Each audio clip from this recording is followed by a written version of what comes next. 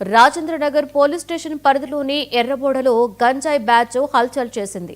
స్థానిక గుడిమెట్లు దగ్గర రాత్రంతా గంజాయి మద్యం సేవించిన యువకులు మత్తులో ఒక కారు అద్దాలను ధ్వంసం చేశారు. ఇదేంటని ప్రశ్నించిన యజమానిపై దురుసుగా ప్రవర్తించారు. మహిళలపై కూడా అసభ్యకరంగా ప్రవర్తించడంతో స్థానికులు ఆగ్రహం వ్యక్తం చేశారు. పోలీసులకు సమాచారం ఇచ్చినప్పటికీ నిర్లక్ష్యంగా స్పందించారని ఆరోపించారు. ఈ ఘటనపై డీసీపీ యోగేష్ గౌతమ్ వెంటనే చర్యలు తీసుకోవాలని ఎర్రపొడ వాసులు డిమాండ్ చేస్తున్నారు. రాత్రి 3 గంటల వరకు 10-15 మంది నిలబడతారు. ఇక్కడ గంజాయి తాగుతారు, బీర్ బాటలు తెచ్చుకుంటారు. ఇక్కడ కూర్చొని ఏడ సాట్ ఉంటే అక్కడ కూర్చొని తాగుతారు. ఏద్రా బాబు ఈ రాత్రి అంటే నీటి కాడ కూర్చున్నా నీకేం సంబంధం?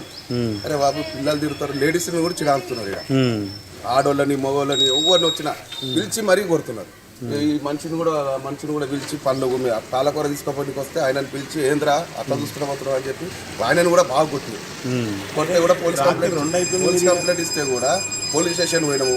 పోలీస్ స్టేషన్ పోయారు కానీ మళ్ళీ ఒకసారి ఇట్లా చేయకూడని వాళ్ళని పంపించేసి వీళ్ళని పంపించేసి యాక్షన్ తీసుకుంటలేరు. పోలీసులు కూడా యాక్షన్ తీసుకుంటారు. పోలీస్ కంప్లైంట్ ఇవ్వదలుచుకోలేదు. ఎన్నో అది ప్రాబ్లం అన్న. గుడి ముందర తాగుతారు, గుడి కూడా వచ్చి కూర్చొని తాగుతారు.